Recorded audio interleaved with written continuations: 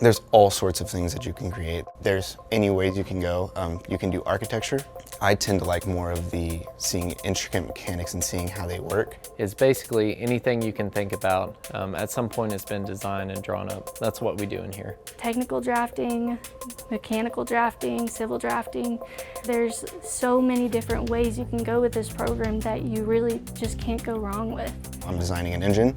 I just got done finishing the piston, so now I'm trying to make the crankshaft and the arm that holds the piston. The students that gravitate towards it are more creative, have a lot more interest in design. My goal is to become an engineer at some point, so this is a very good stepping stone because it's giving you the real side of things on how they work. It's a rewarding career.